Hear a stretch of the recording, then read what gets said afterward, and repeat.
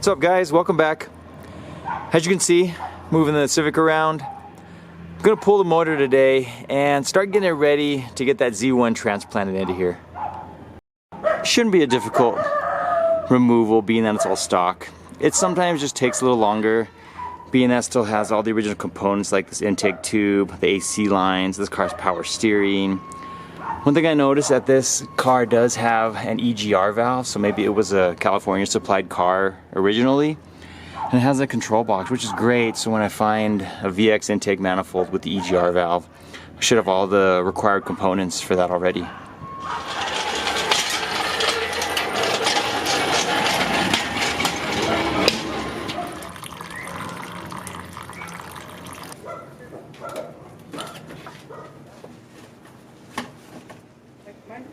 I think we were talking about it, weren't we? Yeah. I think we had sent pictures. Oh yeah. I like that one too. That one's really cool.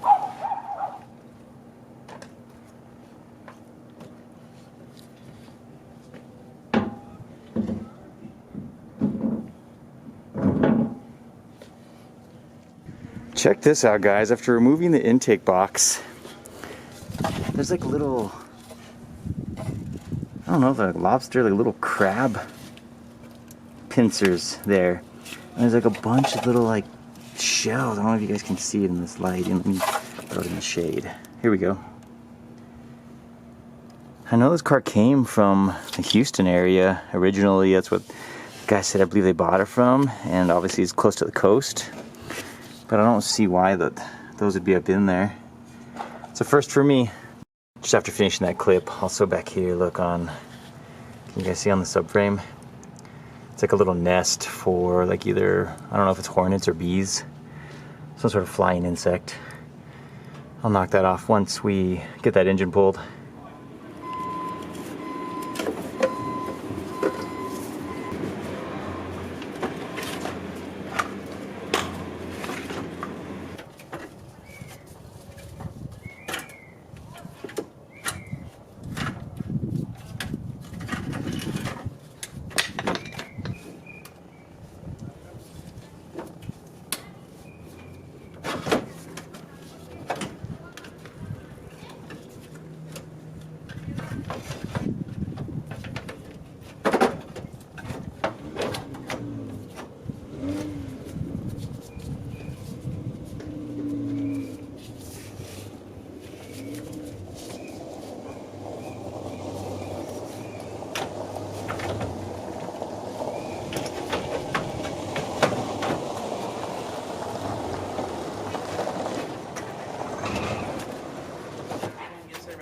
Exactly. Of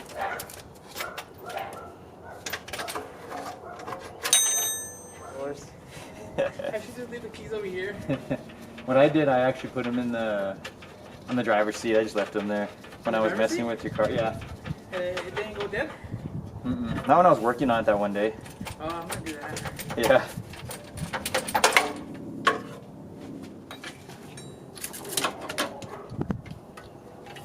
So let me give you an update of where I'm at.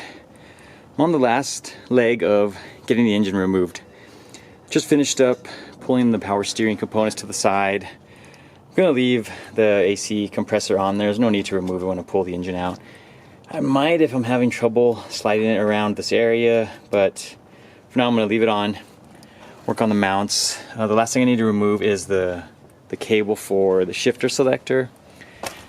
And I'll kind of give you some tips along the way because we are going to do an auto to manual conversion. So what I'm working at now is getting the centerpiece removed, and we'll get underneath here and try to get that line removed. Now, if you're ever trying to pull this thing out, it's a little easier if you push one seat back and one seat forward, so you can kind of slide this around one. Let me just see if I can get the other hand up. I don't want to break it.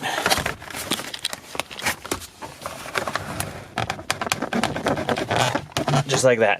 That gives you a little bit of room. Then we can pull it out. So now we need to get this cable disconnected. I can't remember if it has something to do with the locking nut. I'm gonna pull off this top piece. I think it connects somewhere inside here, and I just pull the whole cable assembly out together. So I removed the 4 screws around the base, removed the shifter handle. You don't need to do that. What you need to do, I forgot, is get this little lock nut loose. And then there's a little clip here you need to slide up. It's a pin. Let's see if we can slide it out and up. There we go, that's it. Pull that pin loose. And now that cable is free. So we can go ahead and pull that out and we can get the transmission separated. Well, actually not the transmission separated. We'll just get the engine pulled with the transmission, but this is gonna push through now. There's a little bracket on the other side. I think I might need to take off. I saw the two 10mm bolts, but that'll be the last piece of getting this motor out of the car. And here's those two 10mm bolts you need to remove, and then you pull the cable free. Like that aftermarket wheel. Yeah.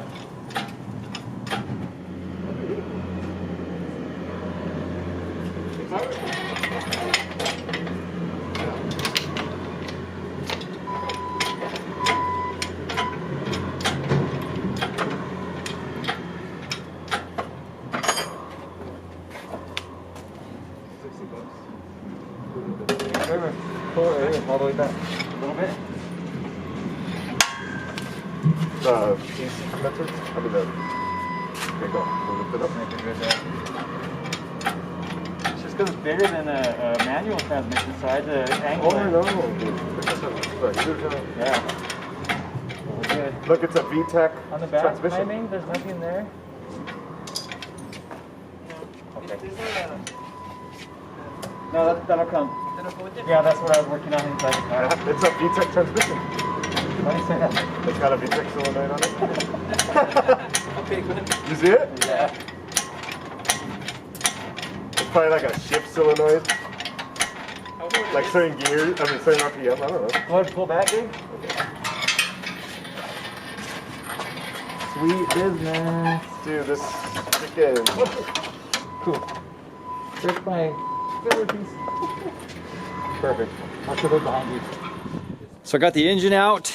One thing that I'd like to share with you guys, if you ever use those Harbor Freight like car dollies, tow dollies, I don't know what they're called exactly.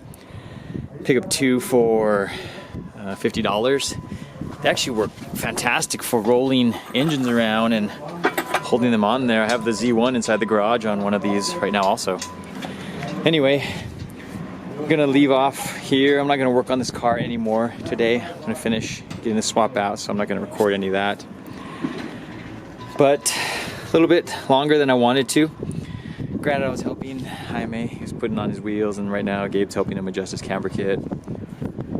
So I spent a little bit of time doing that and just getting to hang out. Look, another thing that's in here is like these I don't know, like a wasp or bees little nests. Interesting. Leave those there for now. But I'll pick up next time outside here working on this car. I think I'm gonna get the shifter assembly removed and start working on the pedals also. Those are relatively simple. I have a video on that before if you want to watch it. And then just start working my way towards getting the Z1 installed in here. And I wanted to get the Z1 like I was talking about in the other video, the exhaust manifold, the intake manifold. I think I'm going to install it the way it is. I want to drive it, see what kind of miles per gallon it's giving me, if it's actually efficient this way. That way I can get a good baseline on that, and then if I actually swap to those specific parts, I'd like to see if that does help in getting the car running even better, like say if my miles per gallon go up or if it didn't even matter. So we're going to try it first by getting this motor put in this way, and I think I'm going to spend a day outside cleaning this engine up as much as possible. Same with the engine bay on the Sedan, if I didn't mention it already. I'm going to clean that down, wash it, get a lot of that dirt and grime out of there. This is what I mean by a lot of that dirt and grease that's built up everywhere. And then you notice I cut some of the lines. I'm going to replace all the hoses, of course. And then just do a little bit of tidying up in the engine bay.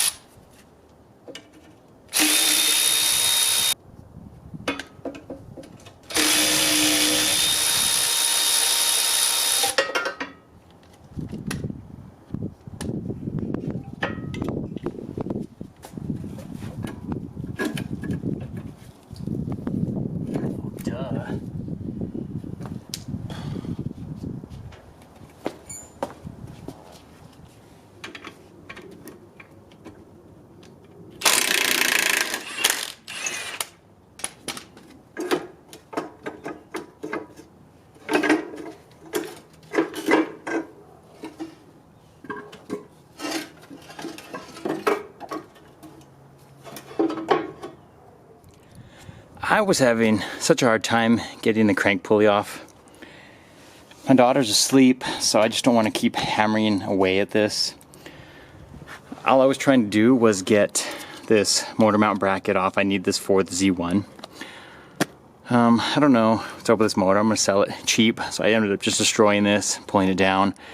Something I've never seen before is the inner timing belt cover had like melted, so I think they definitely overheated this engine, and it must have been really hot for it to have melted that inner timing cover. And that's where we'll leave off for this video. I ordered an innovative mount kit, which is the cable to hydro, has the actuator. Innovative is on back order for that, so I'm waiting for that to come in.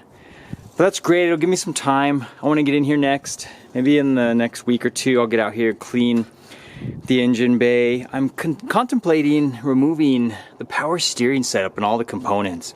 It just cleans up the engine bay a little bit, less chance of anything leaking, and just going with a manual rack. They're generally about $100. It's very simple to install. Then it'll have all new everything in there, including the outer tie rods. Seems like it might be the way I'll go. Of course, power steering always feels nice, but it's not a necessity in these EFs. I'm so used to non-power steering anyway. And I also want to clean this engine up a little bit. Should be easy now it's out of the car. It's relatively dusty. It doesn't seem too greasy or dirty. So that should be a simple clean. I kept the power steering brackets from the B2. I already put them on here. I just wanted to verify that they fit, and they do perfectly fine. So we won't have any issues using power steering if we decide to. And of course, I do want to rebuild the entire AC system and have that fully functional. I also kept the post mount. You need the EF post mount when putting 92 and up D-series engine into an EF. See how this one has the 3 bolts? It's a little bit different in the way that it mounts up. This one will allow you to use those swap mounts with the setup. So tune in soon, guys. Want to get out here, have this cleaned before those mounts arrive. That way I can just go about and get everything swapped in, do a little bit of wiring at the shifter selector so we can have the auto to manual, and same with the pedals. I almost forgot about that. But it's really not too much to get it running again. Hope to be out here again soon. Thanks for following along, and thanks for being patient with my videos, guys. We'll see you soon.